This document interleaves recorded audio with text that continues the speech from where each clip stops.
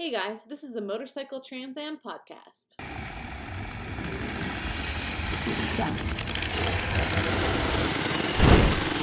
Let's start this off with thanking our sponsors, Legends Motor Co., the Antique Motorcycle Club of America, Competition Distributing, and Veritas Vintage.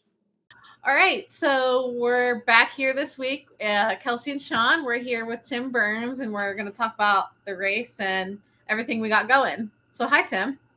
How you guys doing? Good, man. How you doing? Just living the dream, just hanging out here in the shop, like same as I do 7 days a week. So nothing different. Yeah. You're definitely living the lifestyle, man. That's for sure. Right. Trying, yeah. Yeah. It's hard work. Somebody's got to do it. Somebody's got to do it, right? Yep. So let's start off with kind of your background and how you got into motorcycles. Good grief. Let's see.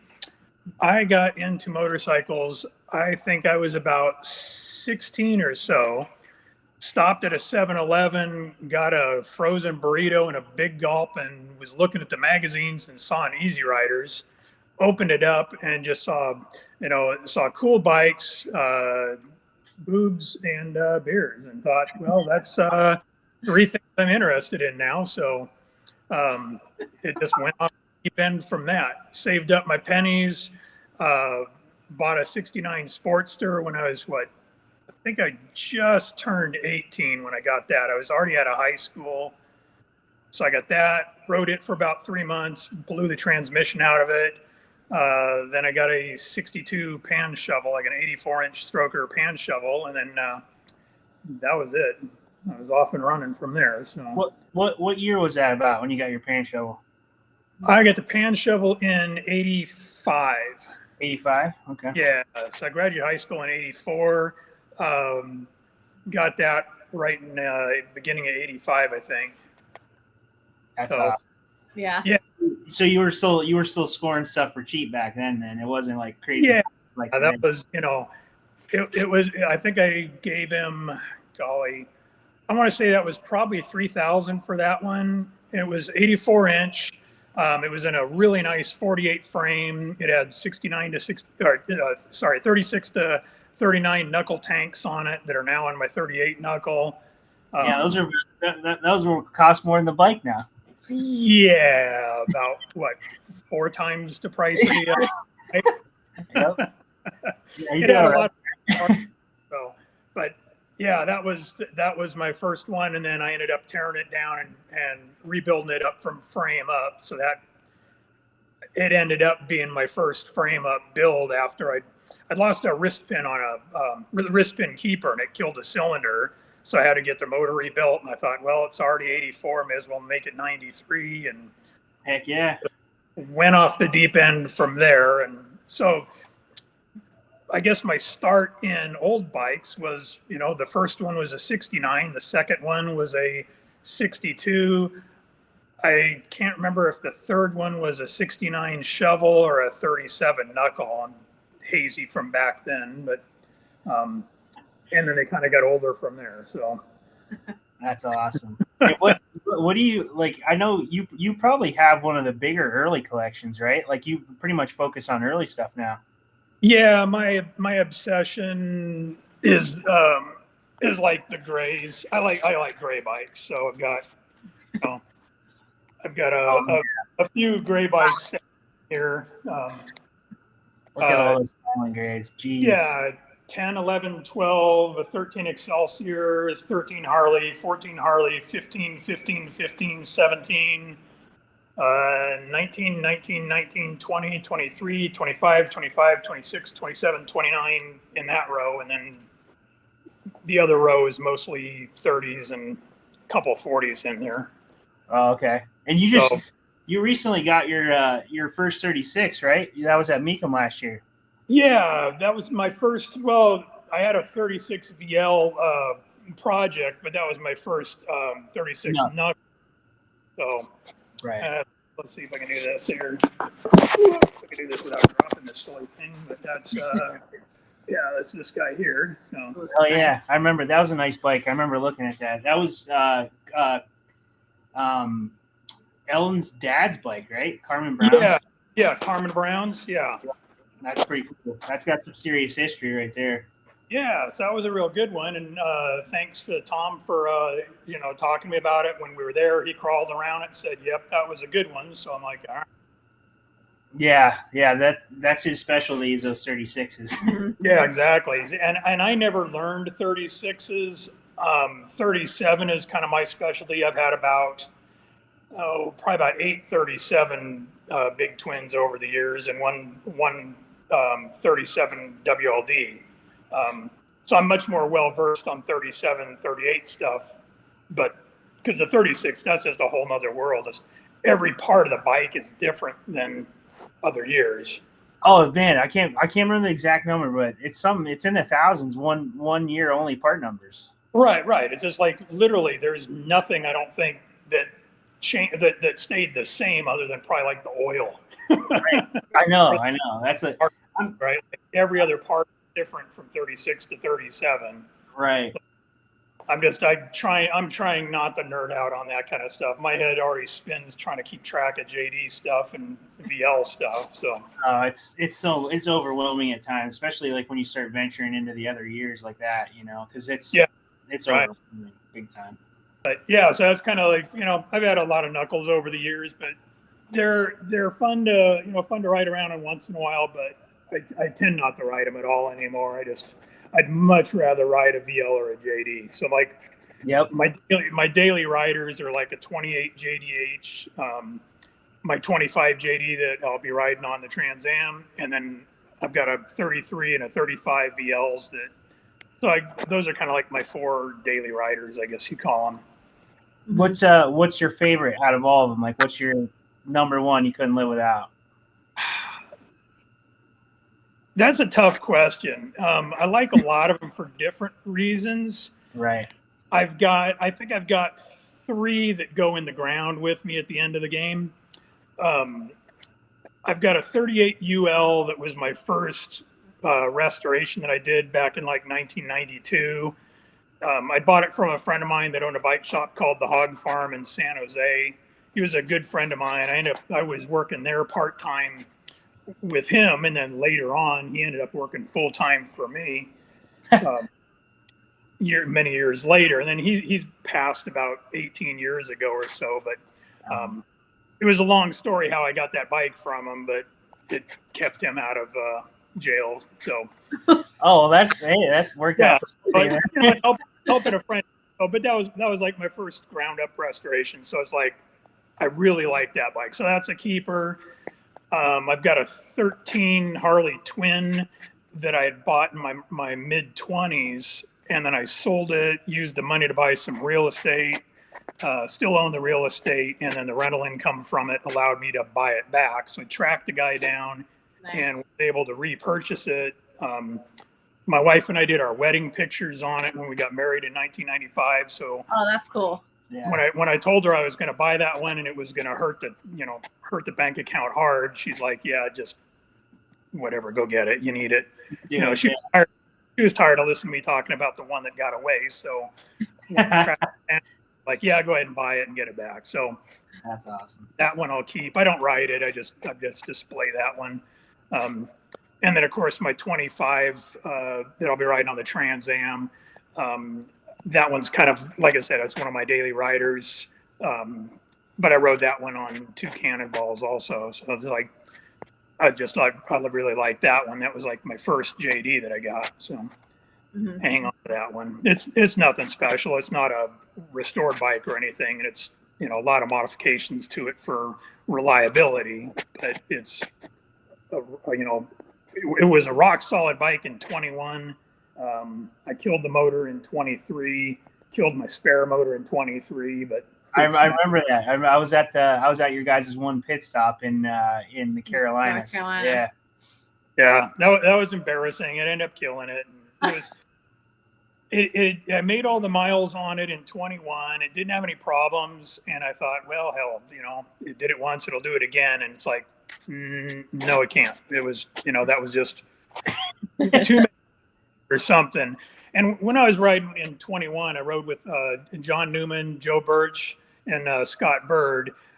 we were probably the four fastest guys out there. We were averaging about 58 mile an hour the whole time. My gosh. We were moving. Yeah, we were coming in first, second, third almost every day, to the lunches and to the finish lines. So we were pushing it harder than we should have. But of course, Numo was on Fast Eddie, which was, it's a hot rod, and then Joe Birch was on his JDH, another hot rod. Scott Bird was on a 16J, but it was, Numo did his magic on that, and that thing screams.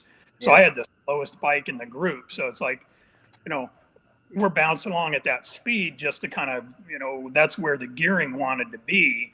But putting, 4,000 miles on them at that's just, it wore it out. So, I remember every day you guys blowing by me. I was on that 13 single, so it didn't take. We'd wave to you when we see you pedaling. And, and you guys would, the air from you would push me over to the side of the road even further than I already was. So. Right. Yeah, just follow our draft or something. Right. But it was a load of fun riding with those guys, and it's like, but so on the Trans Am this year, I'll be riding with Matt Miller. He'll be on a 16J. So I'll be riding, we'll probably be doing like 50, 52 or something in that range. So tone it down a little bit. Grant Unruh just built my motor, so it's rock solid now. We did a lot of bricks in it stuff. It's all, it's prepped right now. So it'll make the distance, hopefully without embarrassing me again like it did last time. So. Well, just as well as anybody, it's like you can have the most reliable, stone cold, ready to go bike, and it's just like one little flaw during the day will wipe you out. It's just like you can never tell. Yeah, you don't know. I mean, it's still a 1925 frame. I mean, God knows how thin the tubing is on it. It doesn't have any rust on it, but it's, it could still crack and break. And I mean, you guys broke frames. You know how that goes. It's like, yep. You're just riding along, and all of a sudden, like, why is my frame in two pieces now? Same with, it's like, you can only prepare so much, and it just shit happens, but that's part of the game, and that's part of the fun of it. Is like, all right, we break it, get back, that night to the hotel, and what do? Let's stay up all night, try and piece these things back together, grab a welder, whatever it takes to get another mile down the road. It's like, definitely don't want to quit on it. No, and that's like to me at least, that's where most of the memories were made. Is like watching guys in the pits and being in the pits yourselves working on bikes. It's like that's the best part of it. That's what I remember the most out of all of it. Exactly. It's like, well, when you're out there by yourself cruising along down the road or something, especially when we get into like, Kansas, Nebraska, stuff like that, where it's just long, straight stretches of, wide open. Nothing, yeah. It's just like, you're just like humming it along, and, that's not the fun. So you tend not to remember those parts of it, but you remember the all-night thrashes in the parking lot, like, when I had to do the motor change out, I had all kinds of people, come up like, hey, what do you need? What can I do to help you out? And it's like, got to change the motor. I'm like, all right, where's the wrenches? Let's go. Joe Casol came over, gave me a hand. Connor Levinson, of course, was helping me out the whole time. It's like, whatever it takes, grab stuff, jump in, let's go put it together. And then even after, like, when I broke and I, put my spare motor in, and then I ended up killing that one. And then I was completely out. Then I just wander around and I'd see if anybody else needed a hand. And it's like, whatever it takes to help anybody else get another mile down the road, And that's the memories that I like, is just like the camaraderie of it, the fun of it. Like, what can we do to keep the show rolling along? The writing part I could take or leave. I like the crew part probably a little bit better. That's fun for me. That's where the memories are, is, hanging out with the different people and, meeting all these different friends from across the country and such. And then, helping get people going and sharing information, tools, parts, whatever, just to keep the fun going. So. Right. Yeah. I mean, like, honestly, that's where it's at, is the like-minded folks, because you probably run into it a lot too, but unless you're like in this little antique community, I would say, when you talk to people about doing something like this or even having old bikes like what you guys have, it's like they kind of look at you like you're crazy, Yeah, exactly. And it Yeah, is a lot of the towns that I've talked to, they're like, no, it's not 1925 bikes and below that you're bringing. I'm like, yep, it's going to be 1925 will be the newest bike you see with us. Yeah. Yeah, right. Like literally, I'm on the newest bike you guys are letting in. I'm right 25, so it's like. Yeah, it's kind of crazy to think about. Like, yeah, my 100-year-old bike is the newest bike in the route. Yeah, I know. Yeah, we just had Norm Nelson. Yeah. Norm Nelson just signed up. He's our most recent sign up, I should say.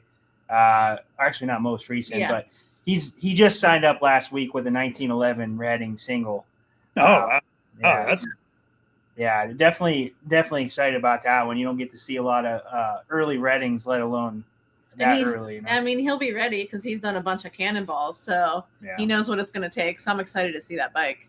Yeah, right. Boy, that's going to be some fierce competition for Mr. Courier there, isn't it? I know. We've been poking fun at Courier. Obviously he's got a reputation with uphold. So right. anytime we get a chance to poke. There's no doubt about that. He takes his stuff seriously. Yeah.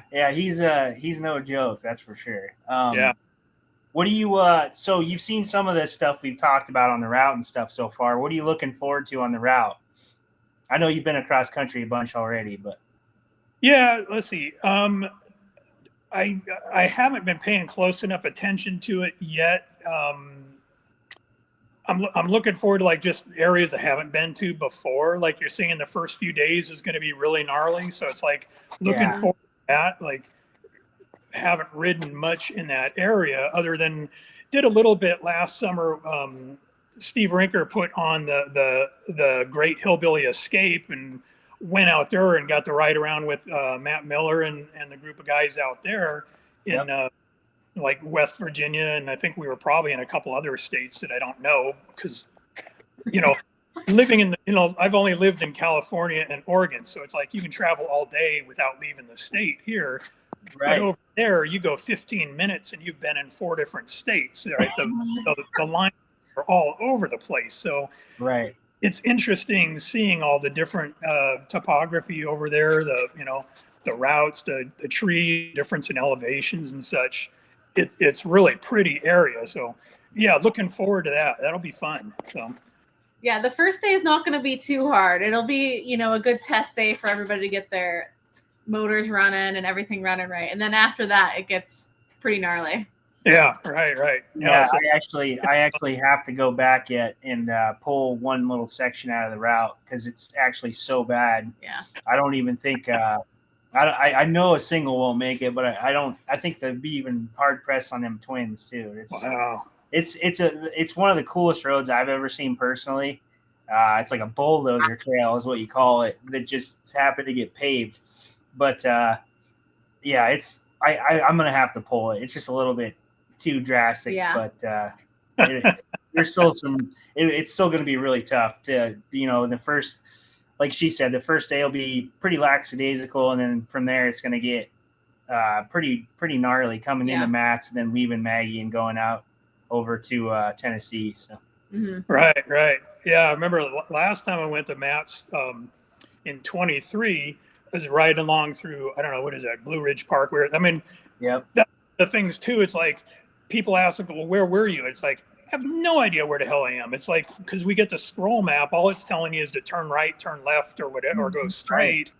We don't know towns. We don't, unless we're watching signs, but my eyes are basically glued to I look at the road, I look at I'm constantly scanning left and right, but I'm not really paying attention to that stuff other than just for obstructions, because I'm watching my odometer and watching the scroll map to make sure I'm not making a wrong turn. Right. So a lot of I don't even know where the hell I am. But I remember I was somewhere on that.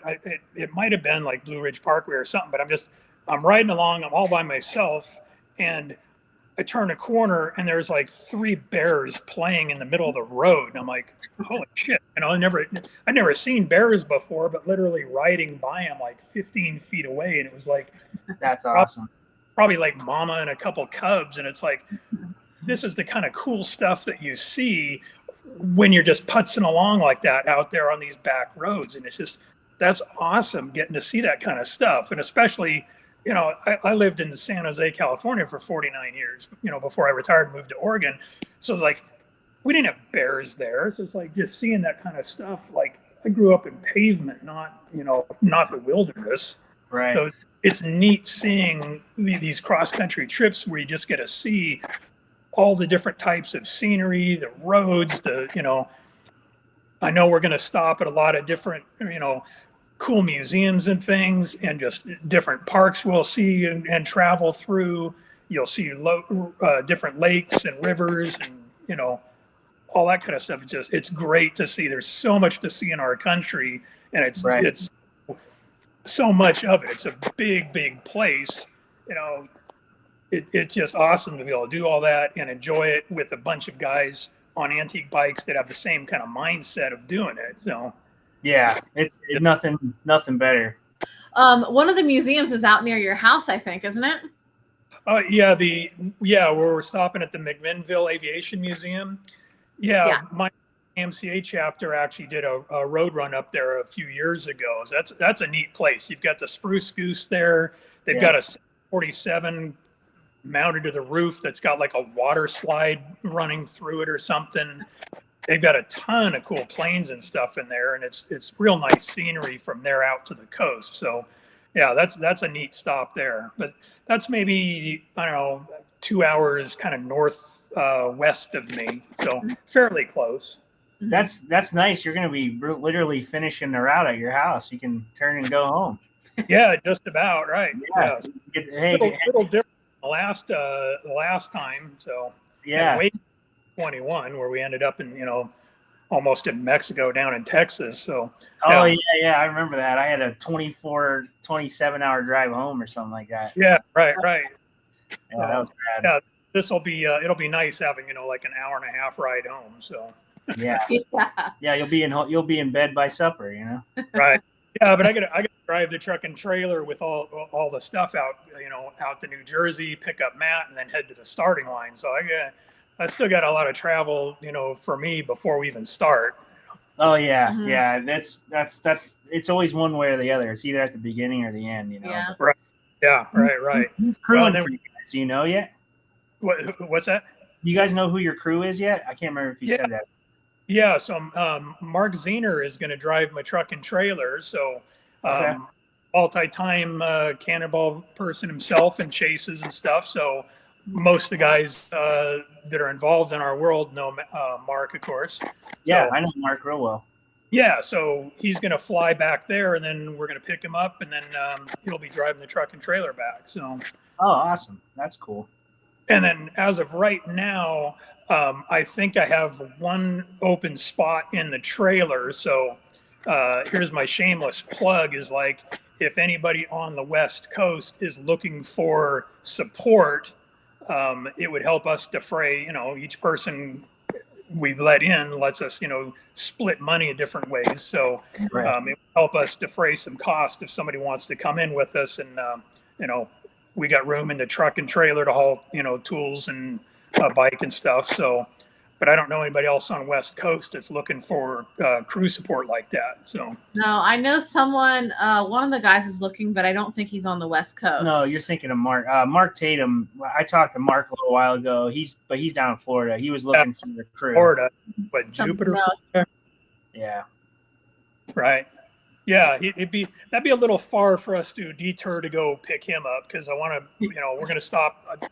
I think there's time to hit the Davenport swap meet on the way east from here. So the plan is to haul ass from here to there, go to the swap, and then run out to Matt's from there, and then down to the starting line. So but yeah, if anybody is listening that's on West Coast or anything needs to get a bike back there, get in touch with me and we can put something together. Yeah, that's a good idea because there's still a few guys I know that were on the fence of signing up out there too. So right, a little bit of the difficult thing. It's like, and that's kind of how I got in on the first one that I went on was I'm kind of out here. There's not too many people in my neck of the woods that do this kind of stuff. And I'd gotten hold of John Newman back then, told him that I was interested in doing it and want to know if they, if there was room. And he talked over with their guys, and it worked out that they had room to haul me along and support, carry the bike and the tools and stuff. And with Jesse Law and Randy Neal driving the truck and trailer and supporting stuff, and they let me join Team White Trash there, and we just had a grand time. That was one of the highlights of my life, is riding along with those guys in 21. Yeah, cool. That's where I first met you, was that one. That was the right. We had some good times, man. That was, right when you were jumping on that 13, would you have like 6 miles or something? Yeah, I think it was like 5. I think I had like 5 miles on it. Miles, right. So, but was I in for a rude awakening on that? Yeah, one? You're right. It was fun. You guys were the hardest working crew between you and Tom, and it's like, none of you guys threw in the towel at all. I mean, it was, kudos to you guys for your commitment, for sure. So, well, it's like you said, though, it's like, if you're gonna do it, you gotta do it, and it's like, you only get an opportunity once every couple of years to do something like this. So it's like, it's a lot of work to get to that starting line in general. So if you make it that far, you got to at least go the extra mile and try to get across, Yeah, I've never understand. Like, I've seen a couple of guys that, that get on it and they'll break something and they'll turn around and run home. And I'm like, man, if I already got, I'm already there, even if I'm broken down, and like, when I blew my motor and then I put my spare 28 JD motor in, and then I killed that one like a day and a half later, I knew I was out. But it's like, hell, I'm not going home. I'm going to hang, if I can help somebody else. I ran around at night and worked in different people's bikes and stuff, trying to help people out. Or if somebody was hurt, then I'd kind of go try and source out a tool or a part for them, whatever to kind of keep the show rolling, because that's the fun of it. Like, right.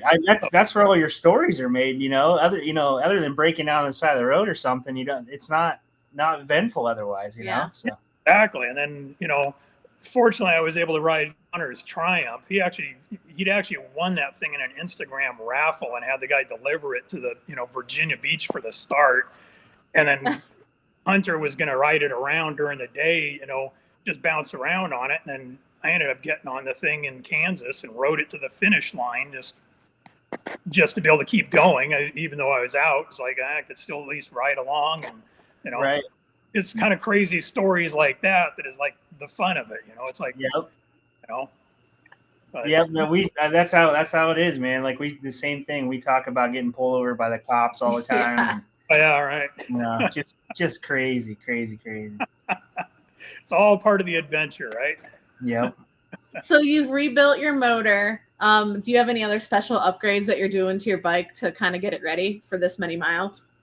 No, in fact, I'm moving real slow on it. I've got the motor in the chassis. I still got to finish. I'm going to tweak on the exhaust a little bit.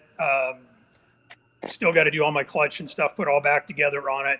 I get sidetracked real easy. I don't know. I probably got OCD or ADHD or whatever.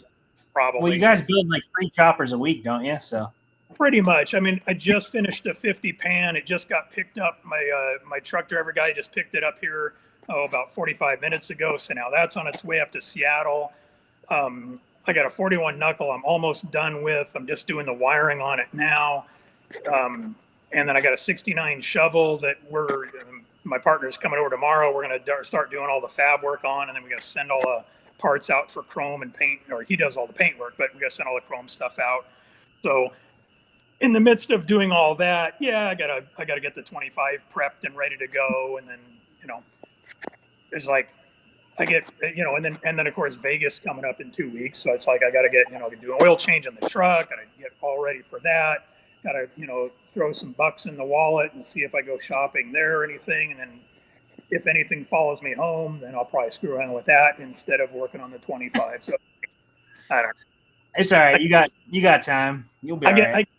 I get way sidetracked. It's like, I started working on a 40 knuckle a few days ago that I haven't touched in like, I don't know, 30, 35 years or something. because I needed some of the parts off of it for the 69 shovel that we're going to build. So it's like, I just bounce around, like a pinball machine or something, just like bouncing around.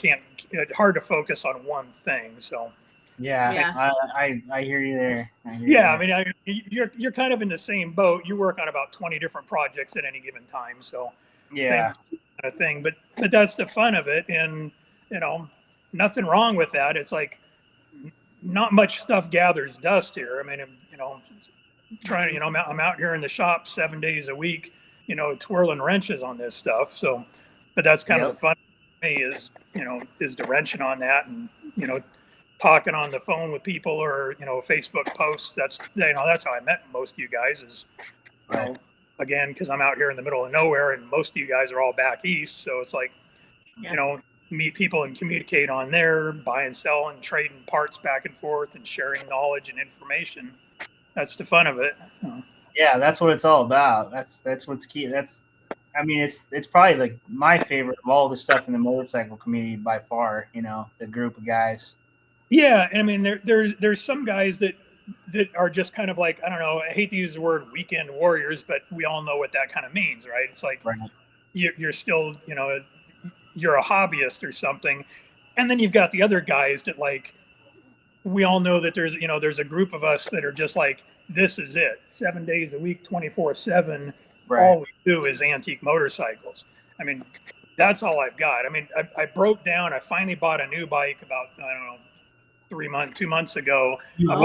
Gosh. I bought a 95 Heritage Softail. So, I mean, it's still. Oh, I saw that. But it's like, it's still a 30-year-old bike, but it's, I guess, AMCA, it would technically be an antique, I think now. But oh, God. I wanted something that I could ride my wife on, because, she's always like, well, I can't ride with you. I'm like, and I think I've got 4 sidecar rigs, but she doesn't really dig riding in the sidecars all that much. And, as tall as I am, as short as she is, it's really hard for the two of us on a buddy seat. I'm 6.5, she's 5'1" on a good day. So, but buddy seats are bad when you're short. Trust me, I know. Exactly. Yeah. So and she's like, hey, you need to scoot forward. I said, I'm already sitting on the speedometer. Where do you want me to go? Handlebars.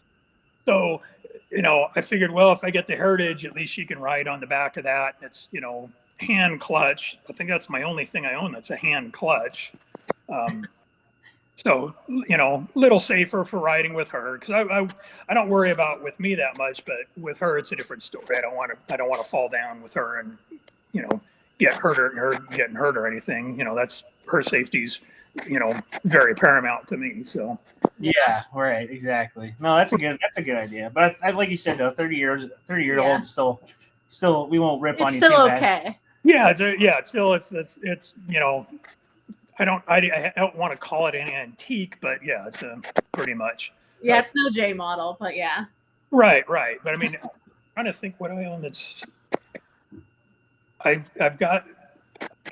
I don't think I have anything that's a keeper. I mean, I've got bikes that are flippers or the choppers that we build, but I think my newest keeper bike, I think, is a 53 Cervicar that I built my wife. And I've got a 49 WL that's really original, and then everything else is, I've got 3 40s knuckles, but everything else is 30s, 20s, or teens. So, the stuff that I really want to, spend my miles on is, like, really, I love riding my 28 JDH. I put, that's kind of like, I don't have a front fender on it, so I don't ride in the rain or anything, but, given the choice, that's what I want to put my miles on. That or like VLs. I love VLs.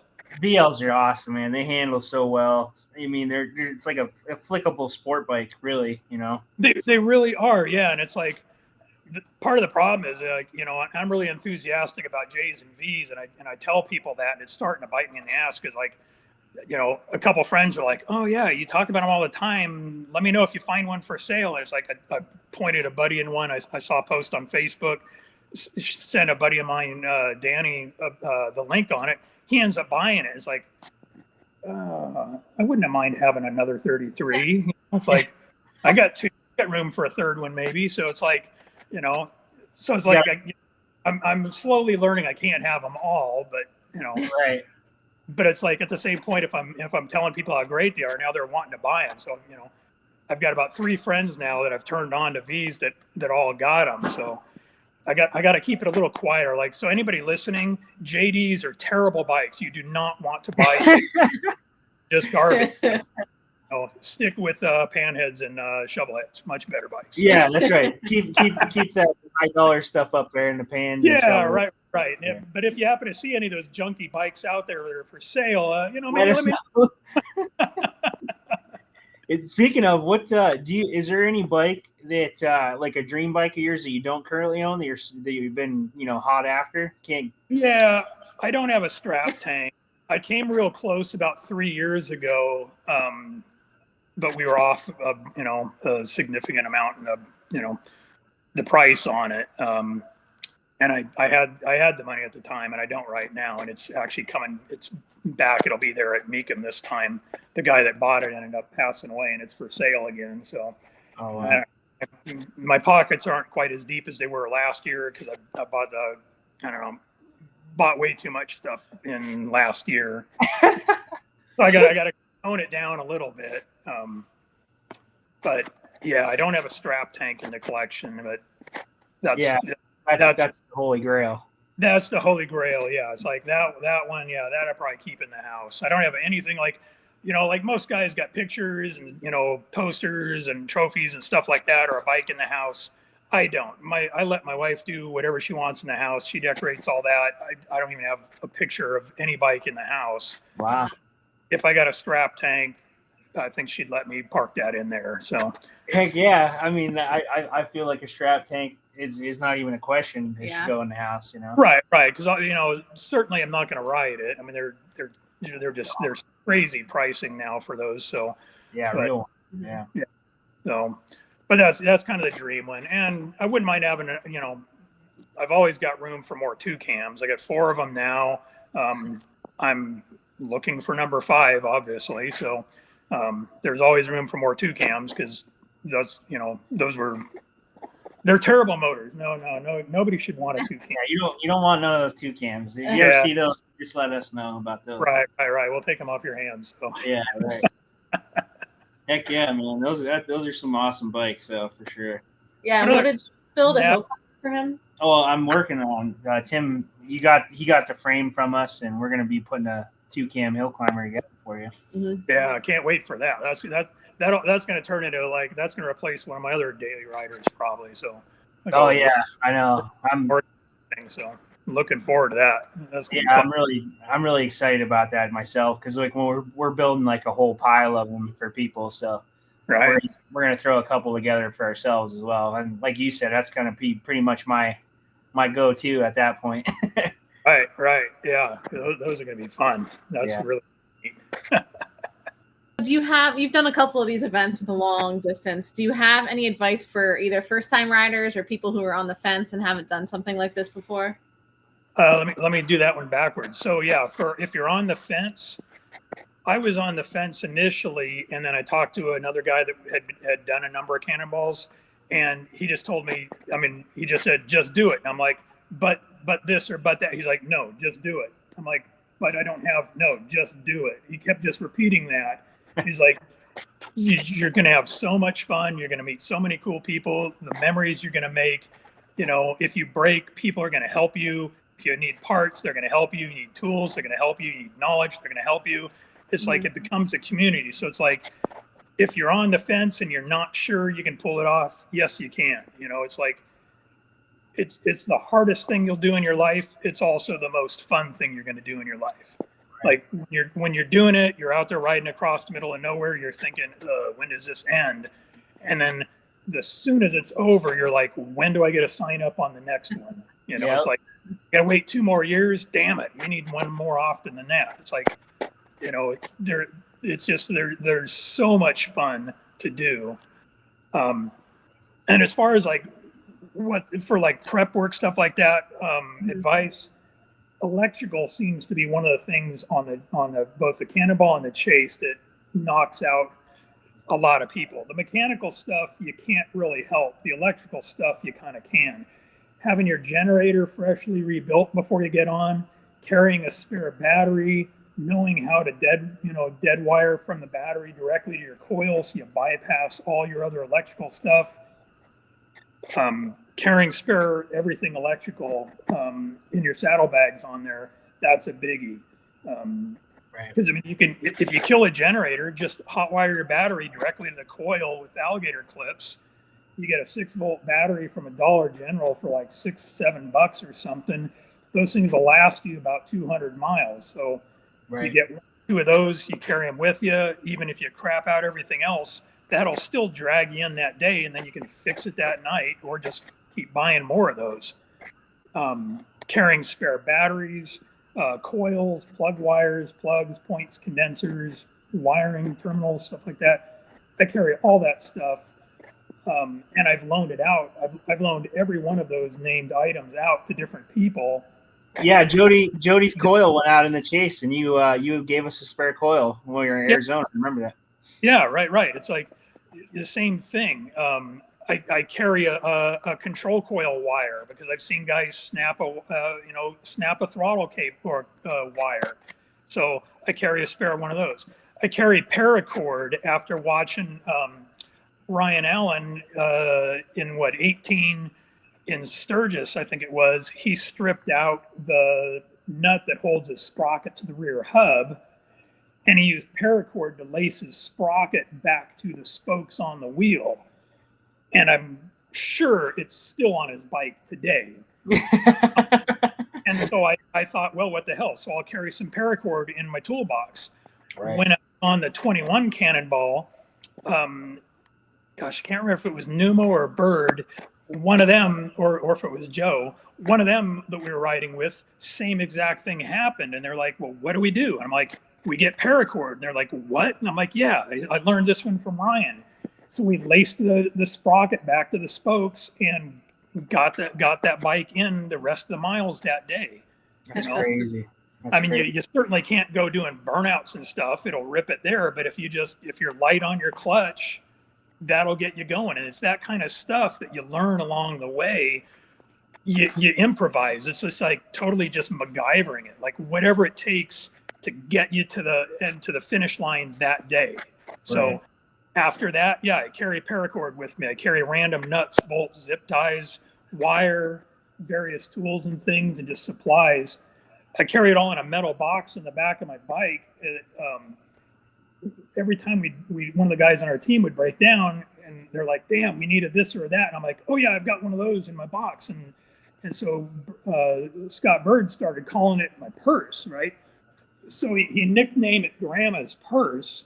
So I carry all this crap on the back here. So then my buddy Nathan made me a sticker on here. So it actually says Grandma's Purse here on the back. Look at that. Heck yeah, that's awesome. So that works out real good. It's like just carrying whatever kind of crap you think. If you see somebody else break and they have that, and you think, wow, if I had one of those with me, I could have fixed it, throw it in there. You may not need it, but your competitor might. So you can still help them out. So. No, that's great tips. Like a lot of that stuff, same thing, carry that. My big save always seems like for wire. I love like wire because I can tie stuff and clamp stuff. And right. You can always secure stuff. Yeah, like Clint Funderburg, he's a crab fisherman, so he carries a stainless steel crab wire that he uses to fix his crab pots. Yeah, and then he used that to fix everything. I'm sure with you guys with holding tanks and things on.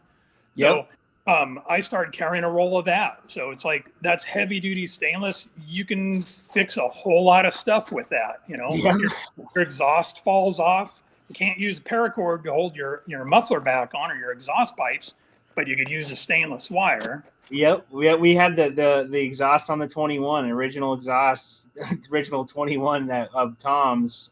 Jody was riding in 21 in the 21 Cannonball, I should say.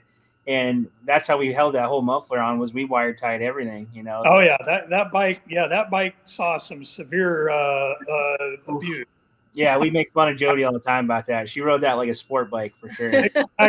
like an enduro or something. Those were Here's one of my other famous stickers that some people might recognize from. Oh yeah, I've literally seen that sticker all across the country. The Connor, you suck sticker. Connor, you suck. Which if Connor, you're listening to this, you do suck. So Right. Yeah. Thanks for John Bartman for coming up with the slogan on that, and then I made the stickers on it, and then put those all over the place in 23, and then he didn't know that was me that came up with them, so that was a fun little surprise for him, but that was fun. Oh, that's awesome. Yeah, I've seen those stickers everywhere. That's still an ongoing thing. Right. Should have made t-shirts. Hey, there's still time. There's still time. There is still time, right? That's right. Just carrying a lot, also carrying a lot of random tools and stuff. I mean, you don't want to carry so much crap that that you're weighting your bike down. So you kind of have to figure out what stuff you need, but carrying enough random stuff to be able to just get you down the road, whatever it takes. In 21, about the day before the finish line, pulled into a gas stop, and I get a puddle of oil underneath my bike, and the guy I'm riding with is telling me, "Hey man, your bike's leaking oil over." I'm like, "Yeah, it's a JD, it's going to leak." He says, "Oh no, that's a lot." I look under it, and I had a pile under the transmission. Well, it turned out that I had a stud had pulled out of the tranny, and it must have just fallen out because like almost all the oil dumped out right when I stopped. Wow. But it pulled the threads out of the case. So it's like, well, what do you do? That's kind of so I go in my purse and I grab a 3/8 course bolt, but it won't thread in because there's no threads left. So it's like one of the ways to improvise on that is just wrap electrical tape around it and wedge it in there. So I did that and poured some extra oil in it because you always got to carry oil with you. So that got me to the finish line, and then that actually stayed in there for about another year after that and didn't leak. It was a oil tight repair, but not structurally sound. So I fixed it before the 23 Cannonball, right. But it lasted about a year in there afterwards. So that's pretty good, especially for electrical tape too. That. Exactly, yeah. But that's the kind of stuff that maybe if you're not thinking that way, would have put you on the trailer, and certainly you weren't going to ride another 100 miles with no oil in your tranny. You'd kill it. No, not at all. And the other option too is, which we've used, and that's the only reason I'm bringing this up, is the corn head grease. You can always pack them full of that corn head grease. Right. Yeah, and I run corn head grease in probably 10 different bikes right now, but I don't on my Cannonball bike. I've talked to enough different people to where it just is mixed. Like some of the guys say, yeah, it's fine. And I've had a number of others saying, for the long miles, no. For around town, 100%. I put it in all my JDs and VLs for, my short distance bikes. But right. I'm a little mixed on whether I want to do it, for 4,000 miles or not. Well, and that's understandable. The only reason I said it is because Tom on the one chase, the VL, he had a really bad transmission leak. Or it wasn't Tom; it was actually Jody's, the bike she was riding, but she was riding with Tom. Right. And right. It was leaking so much oil out of the VL tranny that they couldn't keep it in. So they ended up packing that thing full of corn head and got it all the way across. Right. And then when they did go to rebuild it, the gears really weren't that bad. So. Right. It definitely works. Like I've got a 15 twin with a sidecar on it that I ride around town, or if I got to take packages at the post office, I just throw them in the sidecar. Right. I haven't rebuilt the tranny on that because it works, but it leaks like a sieve. So I just waited until it kind of lost most of the oil, and then I refilled it with the corn head grease, popped the top off, soaked it all out, and then put the corn head in there. And that did solve the leaking issues to it, So it works great for that. Done it in a couple of 4-speeds. My partner that I build choppers with, that does all the paint work, he's got a really pretty 66 shovel that's all chromed out. So it's like, didn't want to put a leaky tranny in it. So we put the corn head in that because it's just a short mileage bike. Right. But that keeps it, because they're notorious for wanting to leak out of the main drive gear seal. Yeah. And that stuff won't. You put the cornhead grease in, it doesn't leak out anymore. So Yep. definitely solves some issues there. Yeah, just quick fix tips. There's a lot of, like you said, I like that one with the electrical tape too. That's a good idea. Yeah, and geez, that's the kind of stuff you see on Cannonballs, and we're going to see it on the Trans Am. Victor Bucock with his 14 twin, I've seen him on 2 different cross-country rides, cutting branches off of trees, whittling them down, and using them for intake push rods. Yep, I believe that. Victor's very resourceful. Oh, he's no joke. He knows he's done enough of these to where he can get the job done for sure. But normally you wouldn't think about it. You lose a push rod and what goes through your head is like, damn it, I'm done for the, I don't have a spare. I'm out. I got to trailer it the rest of the way across the country. And it's like, no, you go find a strong tree, you whittle a branch off and make a push rod. And right. that got him to the hotel that night, So it's like, it's that kind of stuff like that. Or I know a number of people that have done that with drain plugs for motors or trannies or timing plugs. You just carve up a piece of tree and shove it in the hole, and it'll get you going. So it's that kind of MacGyvering is the stuff that you need to do to get the miles when you're doing a cross country trip. Right. And that's the most important thing is, like, especially like with the Trans Am, we're not really getting super strict on time. It gives a rider more time during the day to kind of enjoy the route, and if you want to stop and look at something or whatever. But it's just mainly just trying to get in before night. So as long as you can come up with a solution or whatever, you're good to go. Yeah. Right. That's a lot of the fun of it, is just improvise, and you look around and like, what does it take? I've disassembled chain link fence post parts to make muffler hangers, right? The P clamps that hold the flat bar at the end of chain link fence to the post. Yep. They make, they're usually 3/8 bolts. You can take the P clamp off and make a muffler bracket out of that.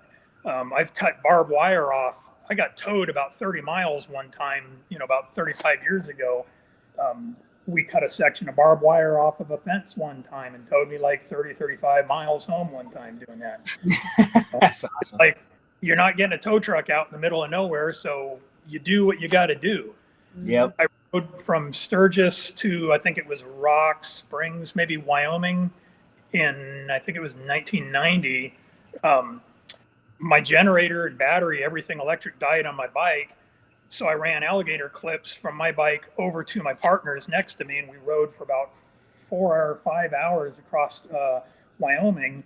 Wow. I had to right next to them, because if I wandered over a little bit, it would stretch the alligator clips and pop off, and then I lost everything. And this is middle of the night, so I got no headlight. Oh, wow. Straight road, so I'd have no light. I would just kind of point following his tail light, and then he'd realize I wasn't there, come back to me, we'd reconnect, and my bike would start. It'd start again easy. But it's like, it's that kind of stuff. You improvise and do whatever it takes to get the next mile under your belt, and that's all this is like, do whatever it takes, keep going, you're gonna have fun, Yeah. No, that's awesome. It's supposed to be fun, so let's go have some fun, right? Yeah. Exactly. That's what it's all about. Okay, so I'm gonna do some rapid fire questions at you. Okay. What's your favorite vintage motorcycle brand? That's probably obvious if you look through my collection here, but yeah, I'm Harley-Davidson. Yeah. I mean, I could tell that, but I need you to say I've got Excelsior and 3 Indians, but yeah, I'm a Harley guy for sure. What's your favorite tool when you're working on your bikes? Probably my phone. Because I get stuck, I can always call somebody like Chris Tribby or Yushan, or got a hand, Connor Levinson. There's a few. If I get really jammed up and I'm like, what, I just can't figure this out. Dave Cafton helped me out last week on a I was having a problem with electrical issue on a pan. So it's like, your phone is indispensable nowadays for that kind of stuff. So That's very true. Yes. Yeah. Phone is the go-to item. Yep. Right. In the morning when you're starting the race, do you drink coffee or tea? At home, I always drink tea. What I typically do on those, I'll drink those. Like I don't like coffee particularly, but I need the caffeine because I'm not a morning person. So I'll drink like those, either Monster coffee drinks, like just one of the cold whatever coffee drink thing, and slam one of those and go. Yep. And if you could ride anywhere in the world, where would you ride? Boy, I tell you, it's tough to beat Oregon. Like having ridden all around the country here, Mhm. I really liked like North Carolina and West Virginia were real pretty, but we've got some really nice areas around Oregon, and there's just no population here, so you're out there. It's just real pretty. I like green, so it's like you've got green trees. We've got the big, tall Doug fir evergreens and stuff here. We've got lakes and rivers and stuff all over the place. For me, I like that. I don't like brown scenery, so the whole center of the country doesn't do anything at all for me for riding. I know I've got a lot of real good friends across the center of the country, but that's not where I ride, So it's like, let's just blast through there fast and get to the scenery parts. Yeah, I'm with you there, Tim, for sure. Okay, so we'll end with if you have a message for other riders, crew, or supporters. Well, I'd say, like we said, if you're on the fence, I'd say jump in and do it. This is going to be a great amount of fun. You're with, we're going to have 75 riders that are all on 100-year-old and older bikes that, out there showing. It's like, you're not just, a lot of guys think these belong in museums, which they do, but to go out there and ride them and put them, through the paces like the people did when they were new 100 years plus ago, and enjoy them and see the scenery, that's fun.